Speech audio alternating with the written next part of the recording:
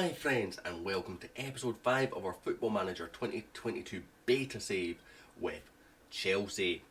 Today we are following on from yesterday's episode. I'm recording it a couple of hours after I recorded it, so I can't check the comments and the views and stuff, but the incredible support you guys have already shown on this series, much love. If you are enjoying it, please smash that subscribe button. We are well on our way to 1,000 subs.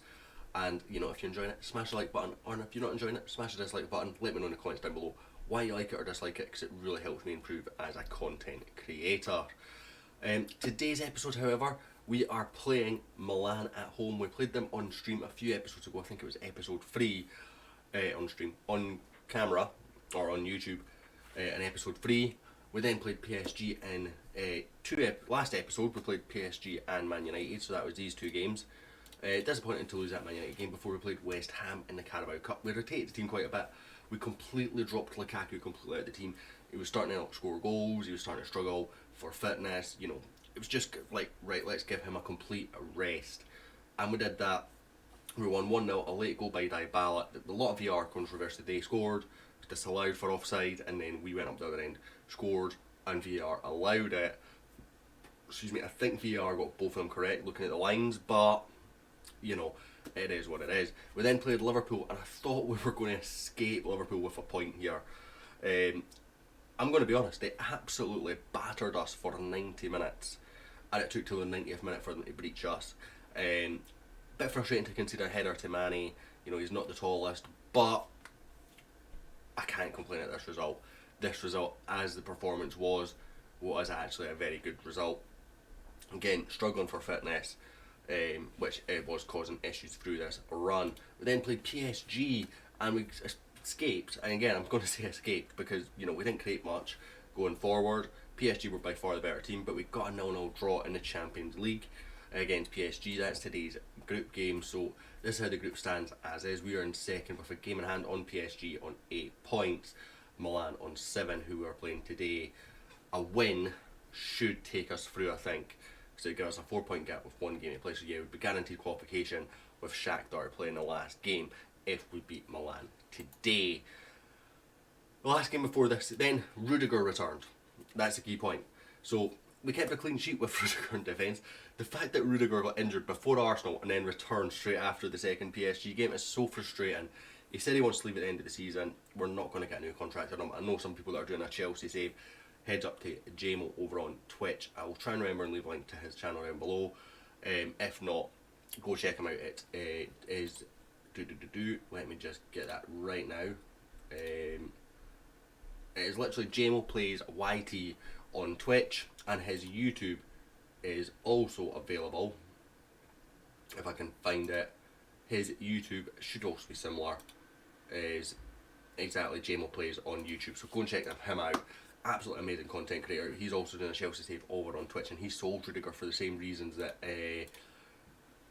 I'm struggling with him. But he's so influential for us, so hopefully we can get a deal on him before the end of this season. He came back in, instantly clean sheet. Lukaku, Mason Mount and Bale all on the score sheet. Just again struggling with these fitness issues, but a 3-0 win nonetheless. It was in an international break, and we then had a Brentford. They got sent down to 10 men in the 69th minute. It was already 4-1 by that point. Bale opened to score in early. Timo Werner with a brace. Kai Havertz also on the score sheet. Ivan Toney got a brace for them. Bit disappointing to concede while they were down to 10 men. He does look a bit decent in this Ivan Toney fellow, doesn't he? We will scout him. I've never done that before. That was a bit weird. But today we are playing AC Milan. Let's get into it, boys. Let's get pitchside at Stamford Bridge for AC Milan. We've got a 2-2 draw at the San Siro.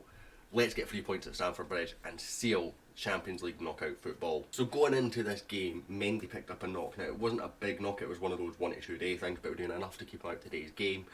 I don't trust Bettinelli enough in this kind of game, and I don't trust Kepa, period. So I gave him some painkilling injections. I would rather play Bettinelli or Kepa in the league game coming up in the weekend. I can't even remember who we're playing. I think it's Wolves, but I'd rather them in for that game than this game. So I'd rather just give him the painkilling injections and get him through this one. 3 changes from the last game, with Sarr returning, Dybala returning, and Pulisic coming in for Werner. That was a difficult decision because Werner is playing extremely good. So he is definitely putting himself in the name for staying at the club when I was content to sell him. So our team is as follows. We've got Mendy in goal, Reece James, Rudiger, Sarr and Chilwell in defence. I was debating him to, because he also played very well the last game, over Sarr, but I've gone with Sarr just because I trust him essentially. We've got the usual midfield pairing of Kante and Jorginho, Dybala playing off the left with Havertz and Pulisic in the other forward roles, with Lukaku leading the line up top. Of course, this is a good AC Milan side. We cannot underestimate them. They're a point behind us, taking a point off us at the San Siro, losing to PSG and beating Shakhtar twice. A loss here doesn't see us go out, because they would go up to 10 points. They've still got PSG to play, and I would fancy PSG to win that. So, and we've got Shakhtar, who do not have a point yet. So, a win as Rudiger puts us 1-0 up. Come on, boys. Come on. Good start. A win is the preferred option, but we're not out of it yet at all with any other result. So, don't need to stress too much here. We've played some of our better football in the Champions League. When it comes to playing a more illustrious club, shall we say. That is poor defending though. That is really poor defending. To give a guy that much space at the back post is criminal. And it's a guy whose name I can't pronounce, Seal Meekers or something, who has scored. It was Rebic again who caused us all sort of problems. I think it's Rudiger who's slightly too deep. It is. And Chilwell's just lost his man. Chilwell has just lost his man. I'm going to demand a bit more here. A draw's not the end of the world either. Again, we've got Shakhtar to play, but I would rather go through as group winners if possible. Pulisic, back to Milan Sarr. Jorginho, Sarr. Rudiger brings it out of defence. The want-away defender, out of contract at the end of the season as well. Jorginho, Sarr. Chilwell. Playing it around the back nicely. Jorginho back to Mendy. On those pain-killing injections. Rudiger out to Reece James. Come on, son. Finding a bit of space. Dybala. Whipped across for Christian Pulisic. He's on his own though. Does get it back for Kai Havertz. And the German is starting to find the net. And Kai Havertz makes it Chelsea 2. AC Milan 1. Really good patient build-up. Pulisic getting through in the end on his own. Does enough to hang on for people to get into the box to join him. You see them there. Havertz getting in front of Lukaku. Lukaku dragging a midfielder away from Havertz, giving him just that little bit of space. Pulisic picks him out brilliantly, and no mistake from the young German midfielder. It's in the back of the net. It is 2-1. Reece James has picked up a knock. That's not good for business. Dybala. Sarr. It's in again. Both the centre backs have scored now. 3-1, baby. You know I said 2-1. It is 3-1 at Stamford Bridge against AC Milan. Good start to this game, or good sort of first 40 minutes. We just need to keep this up. Reece James being injured is a concern. I'm going to give him till half time and then assess. Have a look at the bench options. We can't play Nathan Patterson in the Champions League. Excuse me. So that's a problem that we need to address. But it was purely down to rules. So for example, Patterson can play in the Premier League, whereas Shabala can't. But Shabala can play in the Champions League. What a finish! Kai Havertz. Get in, son. Get in. Yeah, Shabala can play in the Champions League, but in the Premier League it's the other way around. Shabala can't play in the Premier League, but can play in the Champions League, because we meet the homegrown criteria in the league much easier than what we do in the Champions League, essentially. So that is what it is. 4-1 up at half time. Kai Havertz having an absolute stormer. Let's see who we can put it right back. We've got Hudson-Odoi again. We'll throw him in there. It's not ideal. He can't tackle, but he can go forward, so we'll make something work. They've made a double substitution. Fiorenzi coming in and Leao coming in. I think I saw there. So, double substitution for them. We've made one. We are going to start resting players now. So we are going to bring on Werner for... No, we're not. Yes, we are. We're bringing Werner on for Lukaku. And we'll bring on Bale for Dybala. Both of them are knackered, both of them have ran their race, both of them are extremely important for what we're doing here and the way the squad's built. I know Dybala is not necessarily suited to that left wing role, but I'm just trying to fit everyone in that we've got, essentially, and we needed to have a top quality striker in the team for if anything happened to Lukaku, and you can't not really play a player of Dybala's quality, and I didn't want to drop Havertz, so that's why he plays out wide, essentially. It's not ideal, I'll be honest, but as long as we're working with it, I'm just double checking that we are recording properly, we are, because that'd be embarrassing, and I'd have to replay this game if I wasn't. But we're 4-1 up, we've got a corner, second half's been a bit drab. Rudiger, I think it was Chilwell that won that actually. Mike Manigan equals it though, or Maigan, I'm not sure how you pronounce it. Sarr brings it out, Chilwell has Kante on the overlap. Weird for him to be there, poor passing to Havertz though, not what I expect from N'Golo Kante. Sarr, Rudiger, Kante, not what I expect from N'Golo Kante.